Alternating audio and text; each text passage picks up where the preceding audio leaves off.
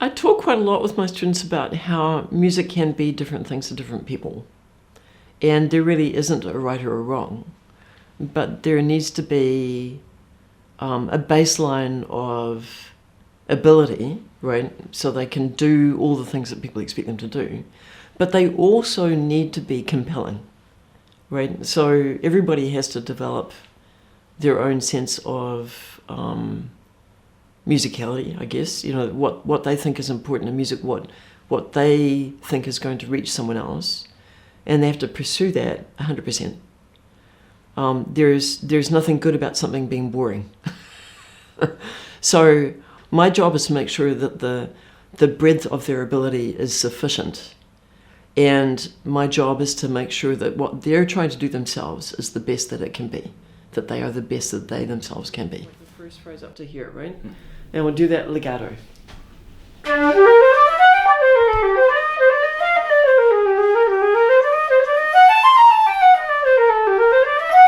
Great. Do you hear your fingers going a little bit funky? Yes.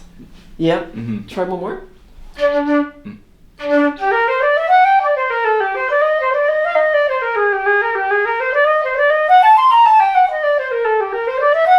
Perfect. Great. One of the things I did when I was a kid was take everything apart, for better or for worse.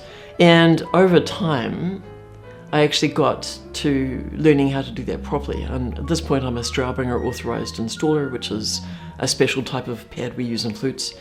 And I've done all my own work on my instruments for a very long time. And part of the things I do here at Oberlin is offering a winter term project, which we call flute stripping. Sometimes we actually refer to that properly as flute maintenance. But it is essentially taking our flutes apart. And I do it with a group of 4 or 5 students so I can keep my beady eyes on everything. And we literally take our flutes apart and put them back together 4 or 5 times. They get to the point where they can do a COA themselves, which saves a lot of money. And they understand exactly what's wrong with their flute if a problem should arise. So they have the confidence of knowing what emergency fix can they do, or what sort of help do they need to get and how soon do they need to get it. And it's amazing what people manage to get done.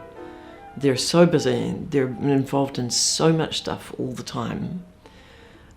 And I think that's pretty hard to wrap your mind around until you're actually here. So I have to try and get people to just believe me that they're going to be frantically busy in a really good way.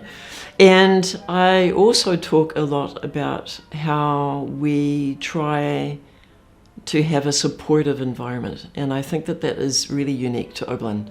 In my experience of traveling around and teaching other places, which I've done quite a bit of, I think Oberlin is extremely lucky in that everybody seems to buy into the same idea about this. So you have a bunch of people who are very good at what they do. Of course, there's an element of competitiveness that's always there. But I think in Oberlin, it's more like a feeling of being inspired by what other people around you are doing. So student A sees student B doing something and says, oh, I want to be able to do that too. It's not so much a competitive nastiness. It's more like a competitive, wow, this is really incredible. I want to give that a go too. And I think people can fail spectacularly here.